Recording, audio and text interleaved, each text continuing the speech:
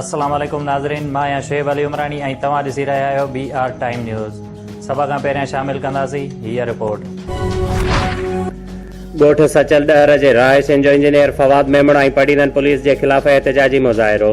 जंहिं मौक़े ते मुज़ाहिरीन अमीर बख्श डहर, इमाम बख्श मुख्तियार डहर, सलीम ऐं ॿियनि जो चवणु हुयो त जवाबदार सुप्रींटेंडेंट इंजीनियर फवाद मेमण, इरफान मेमण, मज़हर, अमानत डायरी ऐं ॿिया असांजे घरनि ऐं ज़मीनुनि ते कब्ज़ो करण जे लाइ रोज़ानो असांजे मथां हमला करे रहिया आहिनि।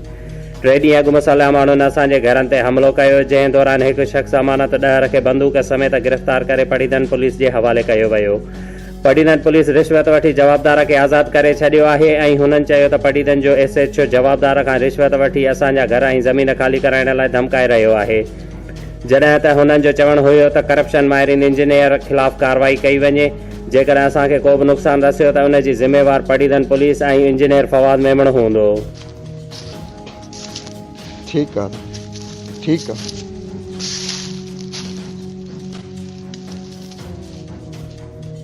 ये ॾिसो ॾोहारी हिते राह आयासीं केले में 4 क्लेशन सां भॼी आहिनि। बाक़ी ही जेको आहे ही ॿधो अथसीं।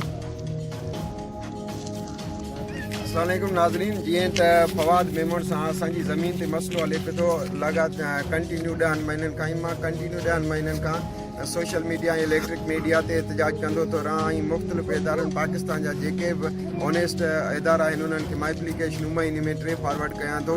इवन डेट के CM PM ऐं DG नेब IG नेब, उन खां पोइ नेब चेयरमैन, नेब director Sukkur, IG DIG RPO, उन खां पोइ एंटी करप्शन CBI SIB मां सभिनी खे एप्लीकेशन ॾेई चुको आहियां। कमिश्नर नवाब शाह खे ॾेई चुको आहियां। उन खां बाद में हीअ असांजे घर असां ॾेई ॾिसी सघो था कि सॼा लीगल डॉक्यूमेंट आहिनि असां वटि। उन जे बावजूदि ही ADC 1 मुख्तियार कार पंहिंजा पोस्टिंग पंहिंजा माइट मेमण हफ़ीज़ुल्लाह मेमण, उन खां ही खुली कचहरी एडिशनल 1 सां करे ऐं असांजी ज़मीन कैंसिल कराई आहे।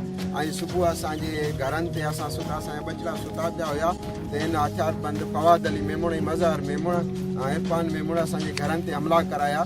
उन में 4 माण्हू हथियारबंदनि सां क्लेशननि सां भॼी विया केले में। हे जीअं त केलो तव्हां ॾिसी सघो था, इन में भॼी विया ऐं उन खां बाद में हिकु असां ॾोहारी पकिड़े थो अॼु बि असांजो पंहिंजो सॻो चाचो आहे अमानत अली डहर, बंदूक सां गॾु जीअं त हींअर उनखे PS पडीदन SHO पडीदन खणी वियो आहे। ऐं 3 ॾींहं पहिरियां उनखे SP सां वार्निंग ॾिनी हुई त बाबा तव्हांजो को कमु न, कोर्ट मैटर आहे, हिननि खे पंहिंजो इंसाफ़ ॾिनो वञे। छाजे लाइ तव्हां हमिलो करे उहो चए थो त ही खून कनि खून थियनि ऐं ही जेके हिननि जा ॿार पढ़नि था इहे क्लेशनूं खणनि, धाड़ा हणनि, चोरियूं कनि ताकी असां फ़ाइदो वठी सघूं।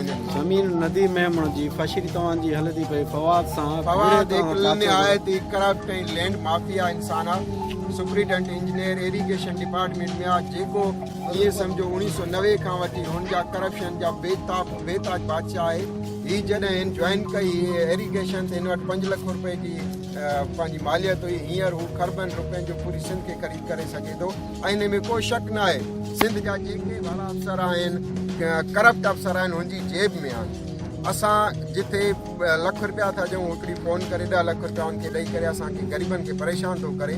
छा मां सिंध जे आला अफ़सरनि ऐं ऑनेस्ट अफ़सरनि खां पुछी सघां थो कि मां सिंध जो हिसो न आहियां, सिंध जी रियासत जो हिसो न आहियां? मां इहो पुछां थो त मूंखे इंसाफ़ कॾहिं मिलंदो?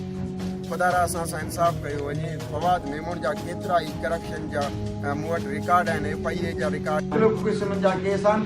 मूं वटि FIA जी इंक्वायरी आहे 2011 में जंहिं 20 करोड़नि जी करप्शन कई आहे। उन जे बावजूदि हू गिदू बदर में वञी दाख़िल थियो, पागलपन मेंटली डिस्टर्ब मूड डिसऑर्डर जो इज़हार करे ऐं हुन चयो त मूंखां क्लर्क साइन वठी आहिनि। उहा FIA जी इंक्वायरियूं मूं वटि मौजूदु आहिनि। उन खां पोइ डिस्ट्रिक्ट नौशर फिरोज़ जे इंजीनियर खां 40 लख जो गमलो कयो आहे, जेका हिन जे कज़न जी ज़ाल आहे, हुनजो मुड़ुसु मरी वियो आहे। उन जी ज़मीन में थंभा लॻा हुया, उहा ज़मीन पंहिंजी शोमेंट कराए हुन औरत खे हिरासमेंट कराए ऐं 40 लख रुपया हुन खां वठी आहे, जेका उहा मां कंटिन्यू कयां पियो थो त उन जी इंक्वायरी मूंखे मिले, असांखे पंहिंजो हक़ ॾिनो वञे। ख़ुदा असां सां इंसाफ़ कयो वञे। असांजा नंढा मासूम बच्चा स्कूल खां डिस्टर्ब आहिनि, अगरि वञनि था त हुननि खे पंहिंजे ॾहरनि जे तरफ़ खां असांजी बिरादरी जे तरफ़ खां हुननि खे किलिंग थ्रेट थियूं मिलनि, जेके उहे स्कूल वञण खां बिल्कुलु इनकार कयूं वेठा। खुदारा असां आला उहिदेदारनि खां अपील था कयूं असां सां इंसाफ़ कयो वञे। शोएब अली उमराणी खे ॾींदा इजाज़त। वधीक ख़बरुनि ऐं अपडेट्स लाइ ॾिसंदा रहो BR टाइम न्यूज़।